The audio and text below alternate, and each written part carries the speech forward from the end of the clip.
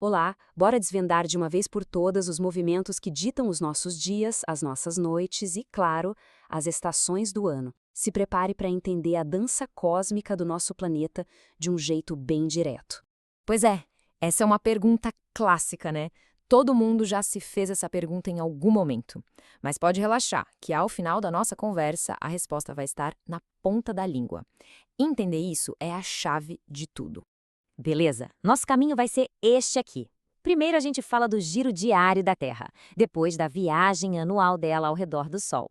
Aí, vamos entender o que são os dias de extremos e os de equilíbrio. E para fechar, um resumão com as 4 estações. Bem simples. Vamos lá?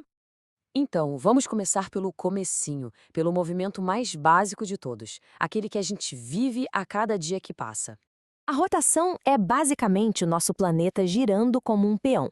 Pensa nessa linha imaginária que corta a Terra de cima a baixo, do Polo Norte ao Polo Sul.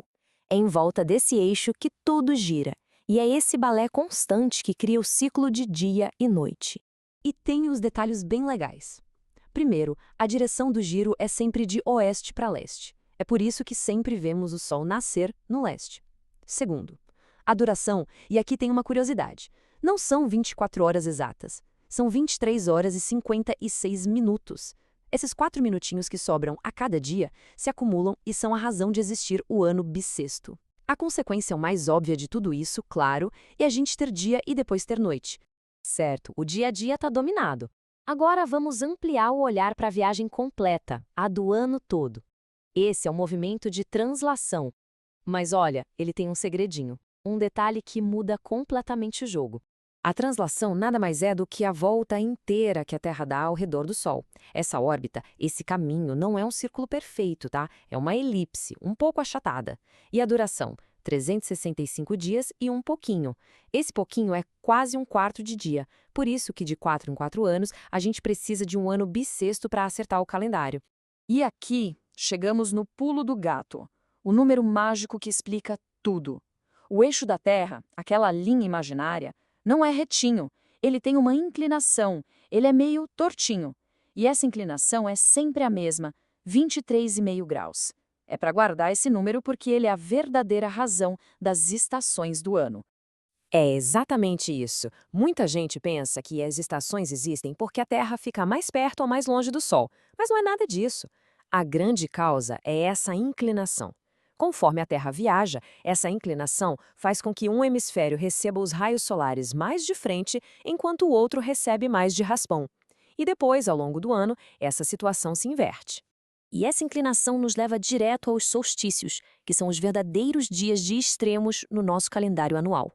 O solstício é um momento em que a inclinação de um dos hemisférios está no seu ponto máximo em direção ao Sol. É como se um lado da Terra estivesse oferecendo o rosto para o Sol. Nesse dia, os raios batem em cheio, bem na vertical, sobre uma das linhas dos trópicos, o de Câncer ou o de Capricórnio. E o que isso quer dizer na prática? É simples. O solstício de verão marca o início da estação e é o dia com mais horas de luz solar. É o dia mais longo do ano. Já o solstício de inverno marca o dia mais curto, com a noite mais longa. É o início oficial do inverno. Essa frase resume tudo perfeitamente. Por que os dias de verão são mais longos? Porque por causa daquela inclinação, o nosso hemisfério está recebendo luz do Sol por mais tempo. Tá aí a resposta para a nossa pergunta lá do começo.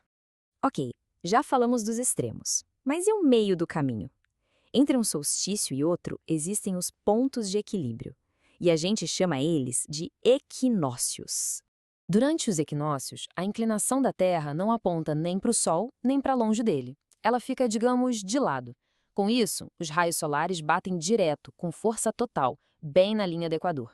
O resultado? A luz do Sol se distribui de forma igualzinha para os dois hemisférios. Os equinócios são, então, as grandes transições. São eles que marcam o início da primavera e do outono. E como a luz se distribui por igual, o dia e a noite têm praticamente a mesma duração, cerca de 12 horas para cada um. Por isso o nome, equi, de igual, e nócio, de noite. Agora que a gente já tem todas as peças do quebra-cabeça, vamos juntar tudo e fazer um tour completo pelo ano da Terra. A primavera chega junto com o equinócio, um ponto de equilíbrio. A partir dali, o nosso hemisfério começa a se inclinar aos pouquinhos em direção ao Sol, e o resultado é que os dias vão ficando cada vez mais longos. E então, chegamos ao auge da inclinação. É o solstício, que dá o pontapé inicial para o verão. É nesse dia que temos o maior período de luz solar do ano todo. Depois do pico do verão, a Terra continua a sua viagem e a gente chega em outro ponto de equilíbrio, o equinócio de outono. Daqui para frente, o jogo vira. O hemisfério começa a se afastar do Sol e os dias vão encurtando de novo. E o ciclo se completa com o solstício de inverno. A inclinação agora está no seu máximo, mas para longe do Sol. O resultado? O dia mais curto e a noite mais longa do ano. E depois, tudo recomeça. Essa tabela aqui é um ótimo resumo para não esquecer mais. Falou em solstício, pensa em extremos. Sol nos trópicos, luz desigual e o dia mais longo ou mais curto. Falou em equinócio, pensa em equilíbrio. Sol no Equador, luz igual para os dois lados, dia e noite quase do mesmo tamanho. Não tem erro. E para fechar, fica uma reflexão.